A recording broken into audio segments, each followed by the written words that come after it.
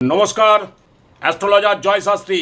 শনির মহাদশা এবং বুধ ও শুক্রের অন্তর্দশাতে 2026 সালে কোন কোন রাশির জাতক জাতিকার ভাগ্যে রাজযোগ রয়েছে।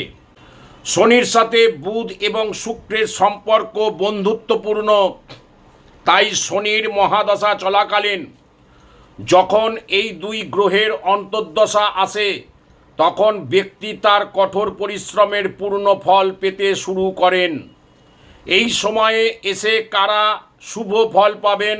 শনির মহাদশায় যখন বুধের অন্তর্দশা চলে, এটা প্রায় 2 বছর 8 মাস স্থায়ী থাকে, তখন জাতকের বা জাতিকার বুদ্ধিবৃত্তি অত্যন্ত প্রখর হয়ে ওঠে। ব্যবসায়িক উন্নতি, যারা ব্যবসা করছেন তাদের জন্য এই সময়টি নতুন বিনিয়োগ এবং প্রসারের জন্য শ্রেষ্ঠ। সঠিক সিদ্ধান্ত নেওয়ার ক্ষমতা আপনাকে প্রতিযোগিতায় এগিয়ে রাখবে। লেখক, সাংবাদিক, আইনজীবী এবং শিক্ষকদের জন্য এই সময়টি স্বর্ণালী। আপনার বাচনভঙ্গি এবং লেখনী অন্যদের প্রভাবিত করবে। এই সময় আটকে থাকা টাকা ফেরত পাওয়ার সম্ভাবনা থাকবে এবং আয়ের নতুন উৎস তৈরি হবে। শনির মহাদশা এবং শুক্রের অন্তর্দশা প্রায় 3 বছর 2 মাস স্থায়ী থাকবে।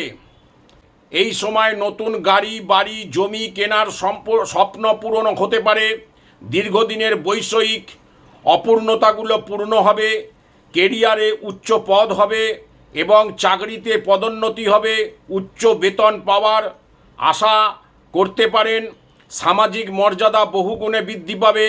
দাম্পত্য সুখ বৃদ্ধি পাবে এবং শুক্রের প্রভাবে পারিবারিক জীবনে শান্তি ফিরে আসবে। জীবনসঙ্গীর সাথে সুসম্পর্ক বজায় থাকবে।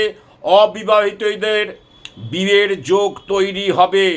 2026 সালে এই যোগে কোন কোন রাশি সবথেকে বেশি উপকৃত হবে তাদের কথা বলবো। যেমন হচ্ছে বৃষ রাশি জাতক জাতিকা, তুলা রাশির জাতক জাতিকা, মকর রাশির জাতক জাতিকা এবং কুম্ভ রাশির জাতক জাতিকা। এই 4 রাশির জাতক জাতিকারা খুব বেশি পরিমাণে উপকৃত হবেন এর প্রভাবে। তা শনি এবং বুধের জন্য প্রতি শনিবার শনি মন্দিরে প্রদীপ জ্বালান এবং বুধবার গরুকে সবুজ ঘাস খাওয়ান। শুক্রের জন্য প্রতি শুক্রবার মা লক্ষ্মীর পুজো করুন এবং সাদা রঙের মিষ্টি দান করুন। শনিদেবকে খুশি রাখার জন্য সবথেকে বড় উপায় হলো কর্মক্ষেত্রে সৎ থাকা এবং পরিশ্রম থেকে পিছপা না হওয়া। আজকের অনুষ্ঠান আমার এইটুকুই। প্রত্যেককে আন্তরিক প্রীতি, শুভেচ্ছা, ভালোবাসা জানিয়ে আমার অনুষ্ঠান এখানেই শেষ করলাম। জয় মা তারা, কৃপা হি কেবলা।